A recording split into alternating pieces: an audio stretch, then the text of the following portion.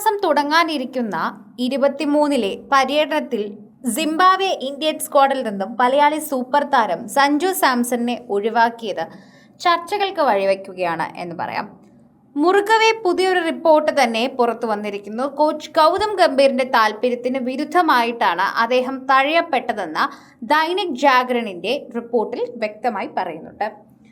ശരിക്കും പറഞ്ഞാൽ ഗംഭീർ ഉള്ളതുകൊണ്ടാണ് സഞ്ജുവിന് ഇത്രയും നാളും വലിയ വലിയ അവസരങ്ങൾ ലഭിച്ചത് എന്ന് നമുക്ക് എല്ലാവർക്കും അറിയാം. കാരണം ഗംഭീറിന്റെ ഇഷ്ട ബാറ്റർ കൂടിയാണ് സഞ്ജു സാംസൺ.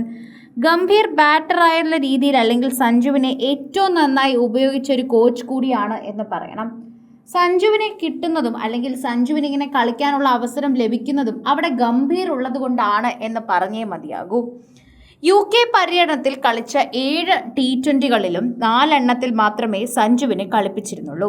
ശേഷിച്ച 3-ൽ കൗമാര ബാറ്റിംഗ് സെൻസേഷൻ വൈഭവ് സൂര്യവംശിയെ പരീക്ഷിക്കുകയായിരുന്നു അവർ ചെയ്തത്.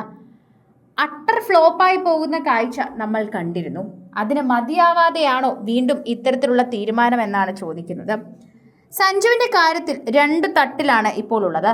ഇന്ത്യൻ ടീമിൽ തന്നെ സഞ്ജുവിനെ ഉൾപ്പെടുത്തണോ വേണ്ടയോ എന്നുള്ള കാര്യത്തിൽ കോച്ച് ഗൗതം ഗംഭീറും അജിത് അഗാർക്കറിന് കീഴിലുള്ള സെലക്ഷൻ കമ്മിറ്റിയും 2 തട്ടിലേക്കാണെന്ന് ദൈനിക് ജാഗരന്റെ റിപ്പോർട്ടിൽ പറയുന്നു.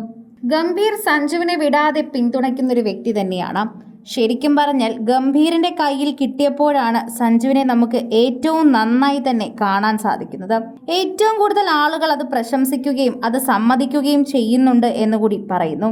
സഞ്ജുവിനെ എങ്ങനെ ഇറക്കിയാൽ നന്നായി കളിപ്പിക്കാൻ സാധിക്കും എന്ന് പരീക്ഷിക്കുകയാണ് ശരിക്കും പറഞ്ഞാൽ ഗംഭീർ ചെയ്യുന്നത്.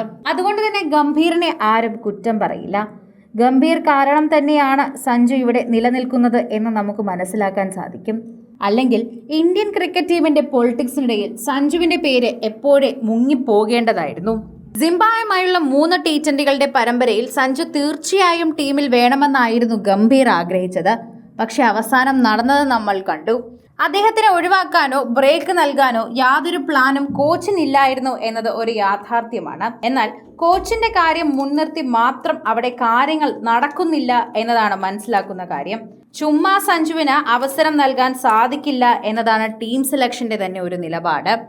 എല്ലാവരും ഇതിനെക്കുറിച്ച് നന്നായി തന്നെ സംസാരിക്കുകയും ചെയ്യുന്നുണ്ട്. പ്രേക്ഷകരും വളരെയധികം കൃത്യമായി ഈ ഒരു വാർത്തയെക്കുറിച്ച് സംസാരിക്കുകയും ചെയ്യുന്നു. പ്രേക്ഷകർക്ക് അത് നന്നായി മനസ്സിലാവുകയും ചെയ്യുന്നുണ്ട് എന്നുകൂടി നമുക്ക് പറയാം. എല്ലാവരും ഇപ്പോൾ ഈ ഒരു വാർത്തയെ പറ്റിയാണ് സംസാരിക്കുന്നത്. സഞ്ജുവിനെ മാറ്റി അവിടെ മറ്റൊരാളെ പ്രതിഷ്ഠിക്കുമ്പോൾ അത് മികച്ചതാക്കാൻ ശ്രമിക്കണം. അല്ലെങ്കിൽ ഇനിയുള്ള കാര്യങ്ങളെല്ലാം ഇത്തരത്തിൽ അവതാളത്തിലാകും എന്ന് പറഞ്ഞേ മതിയാകൂ എന്നതാണ് ഏറ്റവും പ്രധാനപ്പെട്ട വിഷയമായി ചൂണ്ടിക്കാണിക്കുന്നത്.